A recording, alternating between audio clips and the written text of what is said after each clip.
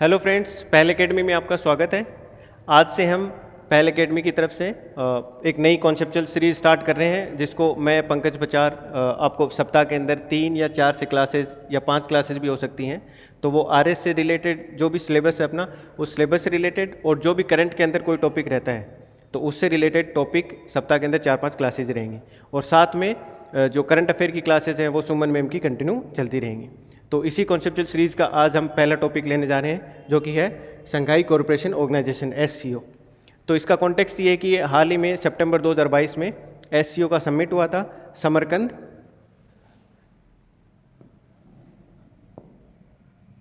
के अंदर, जो उज्बेकिस्तान के अंदर है। ठीक है, तो हम इसके अंदर वीडियो में देखेंगे कि SCO क्या है, इसके क्या ऑब्जेक्टिव्स हैं, कौन कौन इसके मेंबर्स हैं, इंडिया के लिए स्पेसिफिकली क्या रेलेवेंस है, और 2022 का जो समिट हुआ है उसके क्या आउटकम्स हैं। तो चलिए देखते हैं कि SCO क्या है। तो SCO एक परमानेंट, मतलब इसका सेक्रेटेरिएट भी है जो बीजिंग में स्थित है। इंटर गवर्नमेंटल इंटरनेशनल ऑर्गेनाइजेशन है, मतलब बहुत सारी कंट्रीज़ हैं उनकी गवर्नमेंट मिलके, और ये इंटरनेशनल लेवल का एक ऑर्गेनाइजेशन है। और स्पेसिफिकली रीजनल की बात करें तो one of the largest regional organization भी है SCO, जिसके अंदर अप्रोक्सीमेटली 60% जो यूरेशियन रीजन है उसका एरिया इंक्लूडेड है, 40% जो है वो ग्लोबल पॉपुलेशन है, और लगभग 30% जो ग्लोबल GDP है वो SCO मेंबर्स उसका हिस्सा है। ठीक है, ये एक यूरेशियन, यूरोप और एशिया, ठीक है, मिला के पॉलिटिकल, इकोनॉमिकल और मिलिट्री ऑर्गेनाइजेशन है, जिसका मेन मकसद क्या है, पीस, सिक्योरिटी एंड स्टेबिलिटी। कहाँ पे? यूरेशियन रीजन के अंदर, एंड स्पेसिफिकली जो सेंट्रल एशियन रीजन है उसके ऊपर इनका मेजर फोकस रहता है। ठीक है, इसके जेनेसिस की बात करें तो ये 2001 में स्टार्ट हुआ था। ठीक है, और जो इसका SCO का जो चार्टर है, मतलब इसकी जो ट्रीटी बनी थी जहाँ से ये फॉर्मलाइज हुआ, वो बनी थी 2002 में, और 2003 में ये फोर्स में आ गया था। उसके बाद से कंटिन्यू सबमिट होते जा रहे हैं। ठीक है, हाँ, SCO के 2001 में फॉर्मेशन से पहले की अपन बात करें तो जब रशिया का जो डिसइंटीग्रेशन हुआ था 1991 के अंदर, तो उसके बाद क्या है कि सेंट्रल एशियन जो कंट्रीज हैं वो आपस में अलग अलग कंट्रीज बन गई थी। तो उनके अंदर क्या हुआ, बाउंड्री को लेके और डीमिलिटराइजेशन को लेके डिस्प्यूट चल रहा था। तो इसको लेके 1996 के अंदर रशिया और चाइना ने, साथ में और कौन सी कंट्रीज थी, हाँ, कजाकिस्तान, चाइना, किर्गिस्तान, रशिया और तजाकिस्तान, ये पांचों कंट्रीज मिलके शंघाई 5 के नाम से ये शुरू हुआ। ठीक है, उसके बाद 2001 के अंदर इसको SCO नाम दे दिया गया, शंघाई कोऑपरेशन ऑर्गेनाइजेशन। उसके बाद इसमें उज्बेकिस्तान को इंक्लूड किया गया, और 2017 के अंदर जो अस्थाना समिट हुआ था, उसके अंदर इंडिया और पाकिस्तान भी इसके फुल मेंबर बन गए। ठीक है, ठीक है, और अभी 2021 के अंदर ईरान को भी इंक्लूड इसके अंदर करने की बात थी। जो 2022 का जो इस समरकंद में समिट हुआ है, इसके अंदर ईरान ने और SCO के मेंबर बनने के लिए जो मेमोरेंडम ऑफ अंडरस्टैंडिंग है, MOU है, वो साइन कर लिया है। तो 2023 के अंदर जब इंडिया होस्ट करेगा तो ईरान है वो एक परमानेंट मेंबर की तरह इंक्लूड हो जाएगा इसके अंदर। ठीक है, इसके ऑब्जेक्टिव्स की बात करें तो ऑब्जेक्टिव क्या होंगे, हम खुद देखें कि जो सेंट्रल एशियन रीजन है वहाँ एक दूसरे को म्यूचुअल रिस्पेक्ट करें, एक दूसरे की टेरिटरी है उसको, सॉवरेनिटी है उसकी रिस्पेक्ट करें, वहाँ पे पीस एंड स्टेबिलिटी बनी रहे। तो ये इसके मेन कुछ ऑब्जेक्टिव्स हैं। जैसे म्यूचुअल ट्रस्ट है, जो आपस में विश्वास है वो स्ट्रेंथन हो। Neighbourliness among the member state, क्योंकि आपस में जो स्टेट्स हैं, जो कंट्रीज हैं, इनके अंदर वो एक दूसरे की बाउंड्री उनसे कहीं ना कहीं टच होती है, तो मेंबर हैं। इफेक्टिव कोऑपरेशन हो, किन किन एरियाज़ में, पॉलिटिक्स में, ट्रेड एंड इकोनॉमी में, रिसर्च, टेक्नोलॉजी और कल्चर के अंदर, इसमें आपस में एक दूसरे के साथ अच्छा कोलेब्रेशन हो। साथ में ही education, energy, transport, tourism, environment और इन्वायरमेंटल प्रोटेक्शन, इस एरिया के अंदर भी कोऑपरेशन है वो और बढ़ाया जा सके। ठीक है, साथ में जो मेन इसका फोकस है वो पीस, सिक्योरिटी और स्टेबिलिटी, जो यूरेशियन रीजन है, स्पेसिफिकली जो सेंट्रल एशियन जो रीजन है, इसके अंदर पीस और स्टेबिलिटी रहे, ये भी इसका एक ऑब्जेक्टिव है। और साथ में कि एक डेमोक्रेटिक, फेयर और रेशनल नया इंटरनेशनल पॉलिटिकल और इकोनॉमिक ऑर्डर मेंटेन रहे। तो ये इसके 4-5 मेन ऑब्जेक्टिव्स हैं। मेंबर स्टेट्स की बात करें तो जैसा कि बताया था कि संघाई 5 से शुरू हुआ, China, Russia, Kyrgyzstan, Kazakhstan, Tajikistan, 5 तो ये थे। बाद में उज्बेकिस्तान हुआ, 2017 में इंडिया और पाकिस्तान हुआ।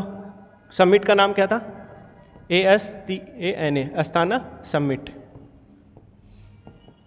और 2021 के अंदर ईरान।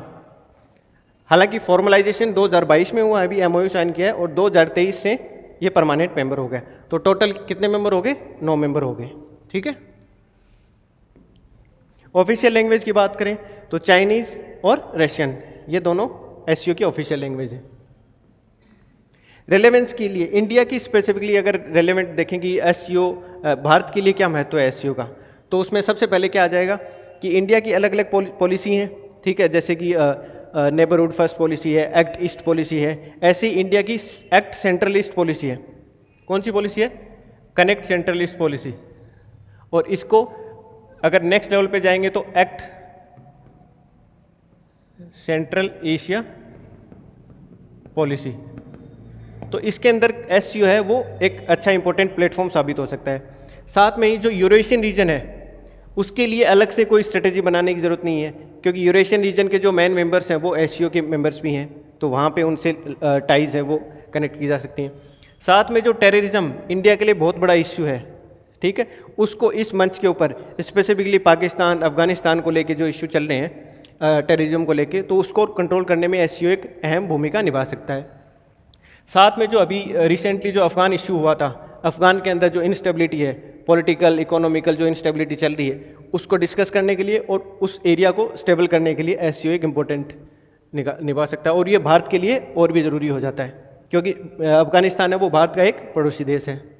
साथ में और बात करें तो नए बाईलेटरल और ट्राईलेटरल टाइज हैं, जैसे कि चाइना से ले लो, पाकिस्तान से ले लो, क्योंकि इन दोनों के साथ तो बाउंड्री डिस्प्यूट भी चल रही है।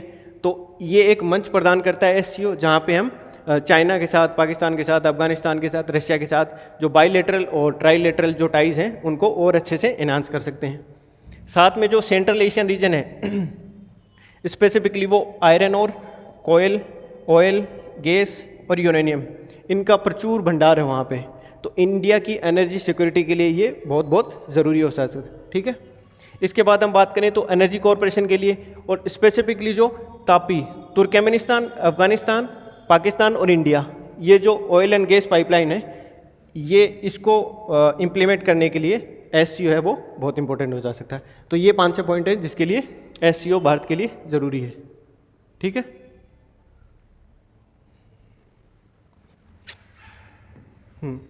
अब 2022 में जो SCO का समिट हुआ समरकंद में, उसके कुछ आउटकम्स हैं तो वो देख लेते हैं। तो समरकंद में हुआ है तो इसको एक समरकंद डिक्लेरेशन एक नाम दे दिया गया है। आपके एग्जाम में सीधा पूछ सकते हैं कि समरकंद डिक्लेरेशन किससे रिलेटेड है? किससे रिलेटेड है? SCO से रिलेटेड है। तो सबसे पहला तो ये इंपॉर्टेंट कि इसका नाम क्या है? समरकंद डिक्लेरेशन।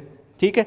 इसके मेन आउटकम्स क्या हैं वो देख लेते हैं। इसमें ये कहा गया है कि जो मेंबर कंट्रीज़ हैं उनमें आपस में अगर कोई भी डिफरेंसेस हैं, कोई भी डिस्प्यूट चल रही है, तो उनको पीसफुली उनका निवारण हो सके, उनका समझौता हो सके पीसफुली। तो यही है कि कमिटमेंट टू पीसफुल सेटलमेंट, क्या किसका? डिफरेंसेस एंड डिस्प्यूट्स का जो मेंबर कंट्रीज में है, थ्रो डायलॉग्स और कंसल्टेशन, बातचीत के माध्यम से और पीसफुल उसका समझौता हो सके। साथ में क्या है कि जो भी मेंबर कंट्रीज है उनकी सॉवरेनिटी का, उनकी जो इंडिपेंडेंस है, स्वतंत्रता है, और साथ में जो टेरिटोरियल इंटीग्रिटी है स्टेट्स की, उनकी जो म्यूचुअल रिस्पेक्ट है, उनका रिस्पेक्ट करें एक दूसरे देश से वो, ताकि जो सस्टेनेबल डेवलपमेंट है वो इंटरनेशनल रिलेशन में हो सके, और एक जो democratic political and economic order जो इसका मेंटेन करना था, इसका SCO का ऑब्जेक्टिव था, वो मेंटेन हो सके। साथ में क्या है कि एक सबसे बड़ी जो इश्यू जो चल रहा है, एक तो टेररिस्ट वाला, एक सेपरेटिज्म वाला, एक जो एक्सट्रीमिस्ट ऑर्गेनाइजेशंस हैं, इनके लिए एक यूनिफाइड लिस्ट बना दी जाए ताकि मेंबर कंट्रीज़ हैं वो इन एक्टिविटीज़ को, इनसे रिलेटेड जो भी एक्टिविटीज़ हैं उनको प्रोहिबिट कर सकें। तो ये इनके मेन आउटकम्स थे। और साथ में एक आउटकम ये भी था कि ईरान जो है उसने MOU भी साइन कर लिया है। ठीक है। तो ईरान भी इसका कौन सा मेंबर होगा? 9th member. ठीक है।